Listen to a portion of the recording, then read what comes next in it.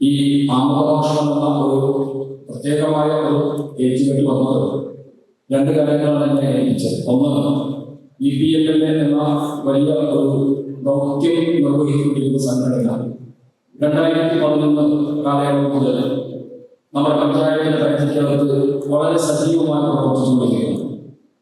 2011 അന്ന് ഇന്നൊക്കെ നമുക്ക് പ്രത്യേകം പറഞ്ഞിരിക്കേണ്ടതില്ല, ലോകത്തെ ഏറ്റവും വലിയ ഒരു കരിയർ സംഘം എന്ന് പറയാവുന്ന ഇസ്രായേൽ രാജ്യം ഫലസ്തീനെ ആക്രമിച്ച ഒരു ഘട്ടത്തിൽ ആ ഇരകളോടൊപ്പം ചേർന്ന് നിൽക്കാനും ഫലസ്തീൻ ജനതക്ക് ഐക്യദാർഢ്യം പ്രകടിപ്പിക്കാനും വേണ്ടി ഈ പഞ്ചായത്തിലെ മഹല്ല് ജമാഅത്തുകൾ കയറി ഇറങ്ങി അവിടുത്തെ മഹല്ല് ഭാരവാഹികളെയും ഇമാമമാരെയും എല്ലാം സംഘടിപ്പിച്ചുകൊണ്ട് നടത്തിയ വളരെ ചരിത്ര പ്രാധാന്യമുള്ള ഐതിഹാസികമായ മാറ്റാൻ കഴിയാത്ത ഒരു ഐക്യദാർഢ്യ പ്രകടനത്തിന് സമ്മേളനമുണ്ടായി.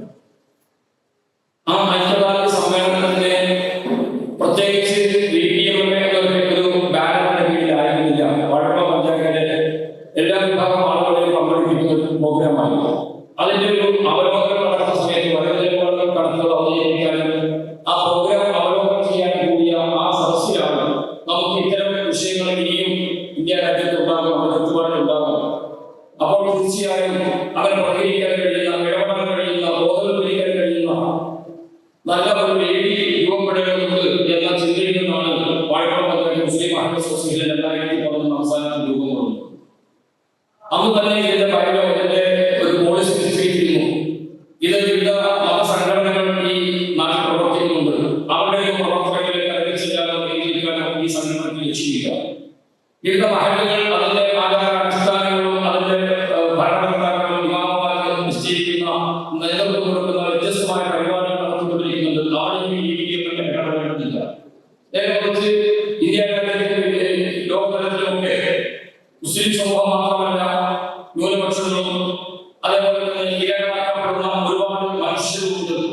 അവരുടെ വേദനകളിൽ പങ്കുചേരാനും അവരുടെ ഐക്യദാർഢ്യം പ്രകടിപ്പിക്കാനും സാധ്യമാകുന്നതുകൊണ്ട് ഇടപെടാൻ കഴിയുന്ന പൊതുവേദി എന്ന നിലക്കാണ് ഈ വാഴക്കുളം പഞ്ചായത്ത് മുസ്ലിം മഹല്ല് സൊസൈറ്റി രൂപം കൊണ്ട് പ്രവർത്തിച്ചുകൊണ്ടിരിക്കുന്നത്. ഇന്നും അതിന്റെ പ്രവർത്തനങ്ങൾ ഇപ്പോൾ ഈ സമയത്ത് ആ രൂപങ്ങൾ പ്രവർത്തിച്ചുകൊണ്ടിരിക്കുന്നു.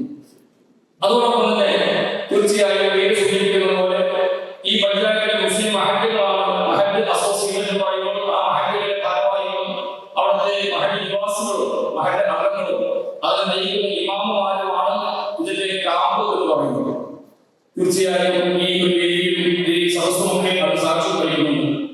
ഇത്തരത്തിൽ ഇവിടെ നേരത്തെ പ്രസിഡന്റ് സൂചിപ്പിച്ചതുപോലെ മഹാനായ റസൂലുള്ളാഹി സ്വല്ലല്ലാഹു അലൈഹി വസല്ലം അദ്ദേഹത്തിന്റെ നിരന്തരമായി ഈ അന്തരീക്ഷം മുഖരിതമായിരിക്കുന്ന സമയത്ത് എങ്ങനെയാണ് അത് സമീപിക്കണമെന്ന് ചിന്തിക്കുമ്പോൾ നമുക്ക് മനസ്സിലാക്കാൻ കഴിയും. പ്രവാചകൻ സ്വല്ലല്ലാഹു അലൈഹി വസല്ലം ഏറെ തെറ്റിദ്ധരിപ്പിക്കപ്പെടുന്ന പ്രവാചകൻ കൊണ്ടുവന്ന സന്ദേശം ഇസ്ലാം ഏറെ തെറ്റിദ്ധരിപ്പിക്കപ്പെടുന്ന വികലമാക്കപ്പെടുന്ന അന്തരീക്ഷത്തിൽ അതിന്റെ വസ്തുതാപരമായ സത്യസന്ധമായ ഒരു നിർവചനം, അതിന്റെ യാഥാർത്ഥ്യം ആളുകൾ ബോധവൽക്കരിക്കേണ്ടതുണ്ട്.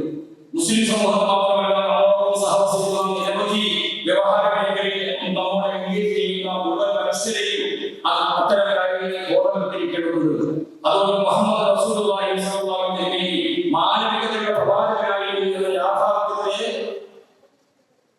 കൃത്യമായി ബോധ്യപ്പെടുത്താൻ കഴിയുന്ന ചില പ്രഭാഷണങ്ങളും അത്തരത്തിലുള്ള പ്രോഗ്രാമുകളുമായിട്ട് ആണ് ഈ പരിപാടി സംഘടിപ്പിച്ചിരിക്കുന്നത്. അതിൽ പറ്റുന്ന ഏറ്റവും യോഗ്യരായ, നമ്മുടെ ലഭ്യമാക്കാൻ കഴിയുന്ന ഏറ്റവും യോഗ്യരായ പ്രഭാഷകർ അൽഹംദുലില്ലാഹ് നമ്മുടെ രീതിയിലുണ്ട്. നിങ്ങൾ അഭ്യർത്ഥിക്കാനുള്ളത് ഈ പരിപാടി അവസാനിക്കുന്നതുവരെയും ഇതിന്റെ അവസാനം എത്തുന്നതുവരെയും ഈ പരിപാടി നിങ്ങൾ ഉണ്ടാകണം, ശ്രദ്ധാപൂർവ്വം സഹകരിക്കണം, ഈ സന്ദേശങ്ങൾ ഏറ്റുവാങ്ങണമെന്നാണ്. മുഹമ്മദ് റസൂലുള്ളാഹി സ്വല്ലല്ലാഹു അലൈഹി വസല്ലം നീതിയുടെയും സത്യത്തിന്റെയും സന്ദേശമാണ് അവതരിപ്പിച്ചത്. കാരുണ്യത്തിന്റെ പ്രവാചകനായിരുന്നു, ലോകാനുഗ്രഹിയായിരുന്നു, ലോകഗുരുവായിരുന്നു. നമ്മൾ പരസ്പരം പറഞ്ഞാൽ മാത്രം പറയുന്നു. അതിന്റെ യാഥാർത്ഥ്യത്തിന്റെ, അതിന്റെ പ്രമാണങ്ങളുടെ വെളിച്ചത്തിലും അതിന്റെ ചരിത്രത്തിന്റെ പകൽ വെളിച്ചത്തിലും ഒക്കെ പരിചയപ്പെടുത്താൻ കഴിയുന്ന ധാരാളം സദസ്സുകൾ ഇനിയും ഉണ്ടാകേണ്ടതുണ്ട്. ചെറിയ ചെറിയ സദസ്സുകൾ ഉണ്ടാകേണ്ടതുണ്ട്. ചെറിയ കേന്ദ്രങ്ങളും പുസ്തക ചർച്ചകളും സൗഹൃദ സംഗമങ്ങളും പ്രാദേശിക തലത്തിലും മഹല്ലാടിസ്ഥാനത്തിലും ഒക്കെ ഉണ്ടാകേണ്ടതുണ്ട്. അങ്ങനെ മനുഷ്യർക്കിടയിൽ അറിവില്ലാതെ അറിയിച്ചു കൊടുത്തുകൊണ്ട് ആ മനുഷ്യൻ അറിയാവുന്ന ശത്രുവായിരിക്കുന്നത് പഠനമുണ്ട്. അറബി ഭാഷയിൽ ഒരു മനുഷ്യൻ അവൻ അറിയാവുന്ന ശത്രുവായിരിക്കണം. തെറ്റിദ്ധാരണയും ശത്രുതയിലേക്കും ആ ശത്രുത പ്രകോപനപരമാവുകയും അത് അക്രമോത്സുകമാവുകയും ചെയ്യുന്ന ഒരു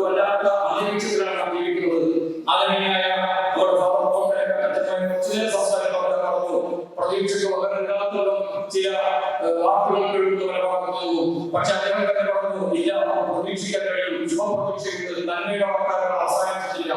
ഇന്നലെ നടന്ന ആക്രമണം പോലും ഈ നേരത്തെ സൂചിപ്പിച്ചതുപോലെ ഖത്തറിൽ ഇസ്രായേൽ നടത്തിയ ഏറ്റവും ഒരു നന്മയായ പറയുന്ന ഏറ്റവും മോശമായ ആ ഒരു ക്രിമിനൽ സംഘത്തിന്റെ ആ ഒരു ഇടപെടൽ, ആ 3 വർഷം അവിടെ തുടങ്ങി ഇനിയും മുന്നോട്ട് പോകുമെന്നുള്ള ചില സൂചനകൾ അവിടെ തീർച്ചയായും ലോകത്തെ മനസ്സാക്ഷി മരണിക്കാത്ത മനുഷ്യർക്ക് ഐക്യപ്പെടേണ്ടതുണ്ട്. എന്ത് ചെയ്യാൻ കഴിയുമെന്ന് ആലോചിക്കേണ്ടതുണ്ട്. അവിടെ ഏറ്റവും ചുരുങ്ങിയത് നമുക്ക് ഈ ചെയ്തികളെ, ക്രൂരമായ ചെയ്തികൾ അവലംബിക്കാൻ കഴിയില്ല.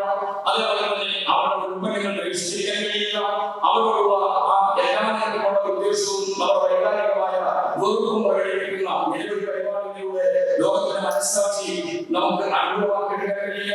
അതേപോലെ വ്യത്യസ്തമായ ഇത്തരം സാധ്യതകൾ ഇനിയും നമ്മുടെ മുമ്പിലുണ്ട്. ഈ പതിവ് നശിപ്പിക്കില്ല.